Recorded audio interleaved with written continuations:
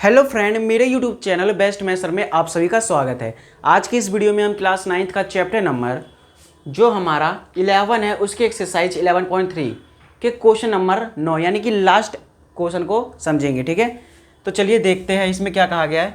गेहूं की एक ढेरी 10.5 मीटर व्यास, ठीक है, इसका जो व्यास दे रखा है 10.5 मीटर व्यास और ऊंचाई जो है 3 मीटर वाले एक शंकु के आकार की है। ठीक है, इसका आयतन ज्ञात कीजिए। हमें पहले इसका आयतन ज्ञात करना है, उसके बाद आगे देखते हैं। उसके बाद आगे क्या कहा गया है, यहाँ तक आपको समझ में आ गया होगा। इस ढेरी को वर्षा से बचाने के लिए कैनवास से ढका जाना है, यानी कि कैनवास एक तरह से कह सकते हैं कि कोई कपड़ा है। ठीक है, उसके बाद वांछित क्या करना है, अब हमें यहाँ तक समझ लिए। उसके बाद करना है वांछित कैनवास का क्षेत्रफल ज्ञात कीजिए, ये हमें ये चीज़ ज्ञात करना है। तो पहले देखिए जो यहाँ पर जो इसमें व्यास दिया हुआ है, व्यास लिख लेंगे। ठीक है, व्यास हमें कितना दे रखा है, यानी कि डी से दिखाएंगे।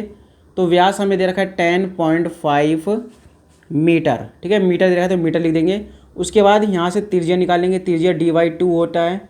ठीक है, व्यास का आधा, तो 10.5/2 इसको काट देंगे तो कितना आ जाएगा 5.25 मीटर।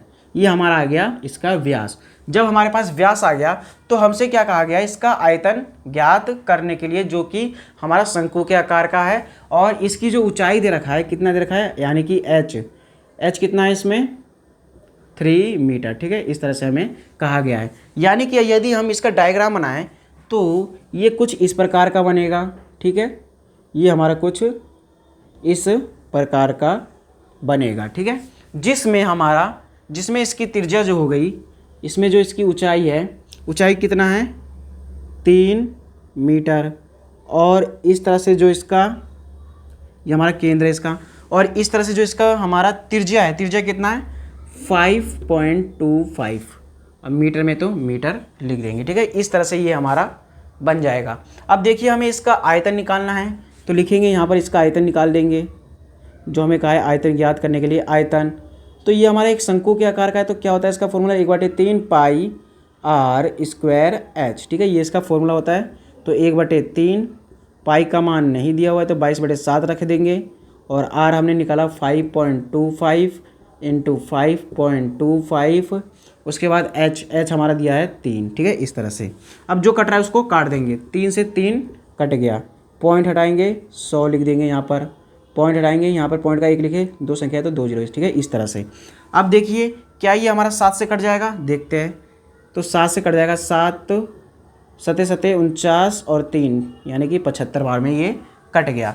अब इन सभी का गुना कर देंगे। क्या क्या बचा हमारे पास 22, फिर गुना में 75, गुना में 525 और बट्टे में हो जाएगा 100। ठीक है, अब इन तीनों को एक साथ गुना कर देते हैं। तो चलिए गुना करके देख लेते हैं क्या आता है। तो 75 को हम पहले 22 से गुना कर लेते हैं, तो 5 दूनी 10। ठीक है, 5 दूनी 10, 7 दूनी 14, 14 1 15 और 5 यहाँ पर भी हो जाएगा इस तरह से। ठीक है, तो 0561 1650, फिर उसके बाद 525 से कर देंगे यहाँ पर भी, तो 525 से करेंगे। 0 5 25, 25 का 5, 2 6 पंचे 30, 30 और 2 32, 32 का 3, 5 एकम 5, 5 3 8, ये हो जाएगा। यहाँ पर हो गया 0 5 दूनी 10, 10 का 1 हासिल, 6 दूनी 12, 12 1 13, 13 का 1 हासिल और 2 एकम 2 और 1 3, फिर गुना, तो 0 5 फिर 2 8 इस तरह से लिख देंगे और इसको जोड़ देंगे। 0 फिर 8 2। ठीक है, 0 फिर पहले 0 फिर 5, फिर यहाँ पर हो गया 2, फिर यहाँ पर जोड़ेंगे 8 और 3, 8 3 11, 11 और 5 16, 16 का 1 हासिल, तो 16 का 1 हासिल, तो 4 2 6 और 8। ठीक है, ये आ जाएगा हमारा। ठीक है, तो आई होप आपको इतना समझ में आ गया होगा। तो लिख देंगे कितना आ गया हमारा 866.250 बट्टे में हो जाएगा हमारा, ये देखिए ये 100 था, ये भी 100 था यहाँ पर भी, तो यहाँ पर भी गुना लगा देंगे 100, तो गुना 100 यानी कि हो जाएगा 10,000। ठीक है, तो 1 0 से 1 0 कैंसिल, 1 2 3 यानी कि आ गया यहाँ पर कितना, इसको डिवाइड कर देंगे तो 86.625 मीटर, और हमने आयतन निकाला है तो लिख देंगे क्यूब। ठीक है, इस तरह से हमने इसका ये कर लिया। अब उसके बाद देखिए दूसरे में क्या कहा गया है, दूसरे में देखिए क्या कहा गया, यहाँ तक हमने इसका कर लिया। अब उसके बाद क्या कहा गया, इस ढेरी को वर्षा से बचाने के लिए कैनवास से ढका जाना है। यानी कि इस ढेरी को हम बचाएंगे वर्षा से। जब वर्षा से बचाएंगे तो जैसा कि पता है जो नीचे वाला क्षेत्र होगा, जो नीचे वाला जो हमारा वृत्त के आकार का होगा, उसका कोई काम नहीं होगा। तो इसका मतलब है इस कैनवास का जब हम क्षेत्रफल निकालेंगे तो हम वक्र पृष्ठीय क्षेत्रफल निकालेंगे। ठीक है, शंकु का वक्र पृष्ठीय क्षेत्रफल। तो देखिए क्या कहना चाह रहा हूँ मैं, इसका से ढका जाना है तो वांछित कैनवास का क्षेत्रफल। तो यहाँ पर चूंकि, यहाँ पर लिखेंगे चूंकि कैनवास का क्षेत्रफल कैसे निकलेगा वो समझिए, कैनवास का क्षेत्रफल। तो देखिए जब कैनवास का आप क्षेत्रफल निकालेंगे तो जो नीचे का जो एरिया होगा वृत्त, उसको तो छोड़ देंगे पूरा पूरा। जब आप उसे छोड़ देंगे तो आपके पास क्या बचेगा, वक्र पृष्ठीय क्षेत्रफल। तो वक्र पृष्ठीय क्षेत्रफल का क्या फॉर्मूला होता है, वक्र पृष्ठीय क्षेत्रफल का क्या फॉर्मूला होता है हमारा शंकु में, पाई आर एल। ठीक है, ये तो फॉर्मूला होता है, लेकिन हमारे पास पाई है, पाई का मान हमें नहीं पता, लेकिन 22/7 रख लेंगे। आर निकल गया है, आर तो हमारे पास है लेकिन एल नहीं है। अब एल निकालने के लिए हमारे पास क्या क्या होना चाहिए, आर और एच, जो कि है। अब इसी से हमें निकालना होगा। तो चलिए इस साइड में निकाल लेते हैं। यहाँ पर लिखेंगे एल स्क्वायर बराबर में एच स्क्वायर प्लस में आर स्क्वायर, फिर एल स्क्वायर हमें ऐसे रहने देना है। एच हमारे पास कितना है, 3, तो लिख देंगे 3 का स्क्वायर। उसके बाद 5.25 का स्क्वायर। ठीक है, ये हो गया। अब उसके बाद देखिए एल स्क्वायर बराबर 3 तिया 9 और प्लस 5.25। ठीक है, इसका हमें क्या करना पड़ेगा, इसका हमें स्क्वायर करना पड़ेगा। तो कितना आ जाएगा, 27.5625 इस तरह से हम लिख देंगे। ठीक है, तो आई होप आपको इतना समझ में आ गया होगा। एल स्क्वायर बराबर 27 और 9 कितना हो जाएगा हमारा, इसको जोड़ देंगे हम। 27 और 9 कितना हो जाएगा हमारा, 36.5625। ठीक है, ये पॉइंट हटा देंगे, बट्टे में लिख देंगे 1, तो 1 2 3 4। ठीक है, तो एल हमें निकालना है तो एल ऐसे रहेगा, और स्क्वायर इधर भेज देंगे तो रूट में हो जाएगा 365625। ठीक है, ये है। और उसके बाद कर देंगे बट्टे में, चाहे तो आप ऐसे निकाल सकते हैं, चाहे तो हम इसको डायरेक्ट पॉइंट में ही निकाल सकते हैं। ठीक है, किससे निकाल देंगे हम, डायरेक्ट पॉइंट से, भाग विधि द्वारा हम निकालेंगे, जो कि हमने 8 में समझा हुआ है या फिर आपने पढ़ा है। तो चलिए भाग विधि का इसमें यूज करेंगे। ठीक है, तो चलिए देखते हैं भाग विधि। जो भाग विधि होता है वो कुछ इस प्रकार का होता है, और हमारे पास क्या है वो देखिए, हमारे पास क्या है 36 पॉइंट, उसके बाद क्या है 5625। इसमें क्या करेंगे, पीछे से 2 2 जोड़ा बनाएंगे। ठीक है, इस तरह से। अब ये जो 36 है, 36 किसी का स्क्वायर है, तो यस किसका है, 6 का, तो लिख देंगे 6 छिंग 36। उसके बाद ये हो जाएगा यहाँ पर 0, ये पॉइंट को यहाँ पर भेज देंगे, 6 6 हो जाएगा 12। अब यहाँ पर हमें क्या करना होगा, ये जो 56 है, 56 ऐसे उतार देंगे।